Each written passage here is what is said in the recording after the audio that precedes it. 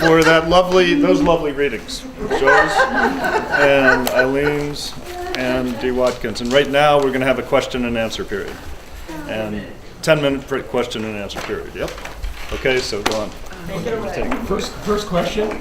Well, I know what the F is for Elaine because that's her whole name. But what's the D for Watkins? Dwight.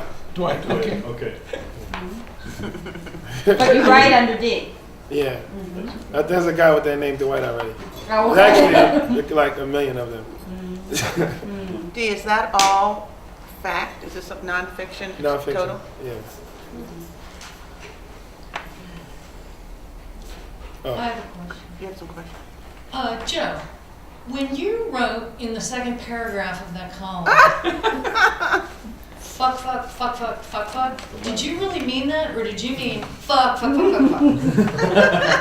I may possibly have meant fuck, fuck, fuck, but close. You've got a lot of questions. Oh, Yeah, I don't know how they're doing the questions. Are we supposed to? Late. Yeah, you have- guys point at, Yeah. you guys point to something. Yeah. polka dots. I was just wondering, as your old high school teacher, Ah, was- that's Clarinda. if you knew that audience actually can't see the cover of your book, because I think you have a cover over the cover. Are you talking to me? Yeah. And that's Clarinda Lott? It is. Yeah. I owe it all to Clarinda Lott. Oh my God. But Miss Lott. Clarinda her. I was there with the white, but I just, that was Oh. my question. Did you know that we couldn't actually see the cover? It is the cover. It's a screen. You can see out. I can see out. This is the cover, and actually, this was a photograph taken by one Jack Engelman. And fortunately for me, after I paid my $758 bill to the Sun for use of their photographs, by the way, several photographs. This guy was not a staff photographer, Jack Engelman, and I just found out that UMBC has more of his photographs, which I can't wait to go see. It's black and white. It's in the book. It's a black and white. It's South Decker Avenue, 2 blocks from where I lived for 10 years. And I just took a stab, and I offered my dear friend Peggy Fox, great photographer from Baltimore, $500 to color it for me. She is a hand colorer. She does not use digital techniques. And I So said, you're that's saying the cover. the money's in the pictures, not the words. There you go. Well, no, that's another thing that's worth talking about. And I asked her to colorize it with, using her hand tinting. And I sent it to the press as my pick for the cover, and they said, "Really?" And I went like, "Really?"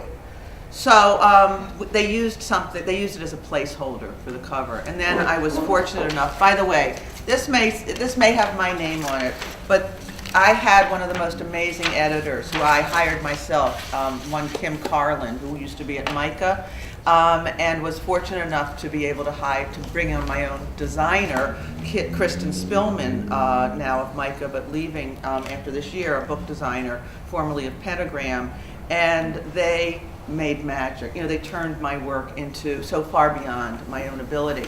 But when Kristen saw this photograph, she said, "Cover." I said, "Thank you." So we were vindicated, and it came up. And the idea, of course, was to create the screen, which was the only place the design director at the press went to war with my designer and chose his way, not our way. And as far as I'm concerned, in the next printing, it will be far better. But you know what, Clarinda? I mean, Miss Lott, Forest Park High School. I didn't know I could write. And I did not read this. This was a 2-year gestation.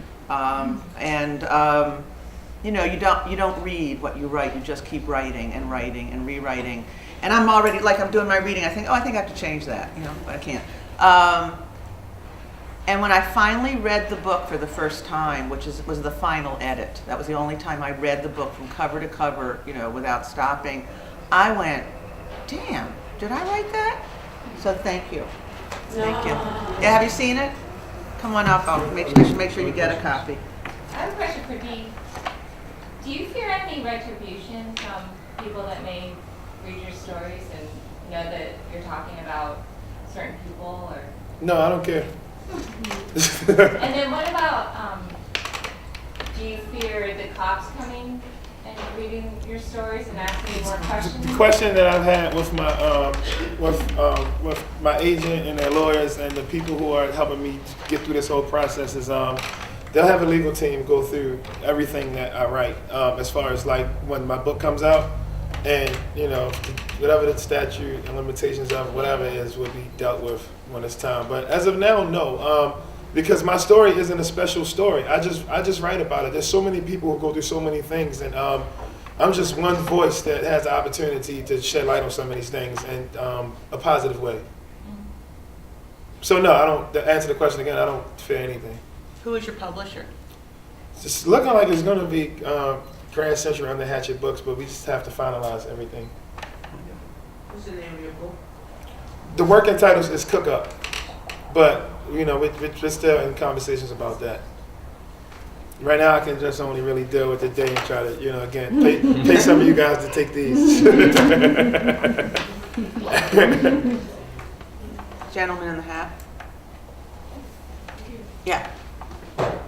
As regards the fuck column, would you like to mention a student in your class without using the name? Well, unless their name is fucking, Well, all right, then Miss fucking Clorinda's recent class, if you're teaching poetry, came in, you'd be happy to know, and I'm sure she'd have loved this column. In her building, they placed copies of the Baltimore Sun City paper, and she took umbrage for 10 minutes. Oh, at least. At least 10 minutes when we were all gathered, writers and poets, at the language used, because it was now the Sun paper. So, I mean, I think you've got a real find there, and I'll give you at least $1 for it. I would too. You can money there. But just the way that Raphael and the other writers on the front page just really let loose with the word. I think it's great. And They weren't letting loose, they were just writing the way you're Right. supposed to write in an alt weekly. right. That's all. And that the cover that you're referring to was where we made the cover of the city paper look Yeah. like the Baltimore Sun. And that freaked a lot of people out because they thought that's the way the paper was going to look. And that's one of the things that this writer took umbrage at. I sat there amazed, thinking, where am I? Yeah. Well, I don't know, It's, you don't have to read it, I'll it's give you like, $1 for it. you don't have to read it. And the column that I wrote, the people that owned the paper at the time didn't have to publish it, and they didn't. And I didn't have any problem with that. I wrote it, and that was it. Did you ever get paid for it? I did. Oh, okay. I got a kill fee. Yeah. Question? So it may be in the videotape, and I just stumbled on this whole thing because I'm not here and have it all, but what's the craft? I mean, what kind of paint do they use? And is there a backdrop or a paper that's behind it while the painting is happening? Well, I'll be happy to get you a copy of this How to Paint a Baltimore Screen DVD. But bottom line is, it used to be sign painters paints on wire screen. Now there's with lead in it.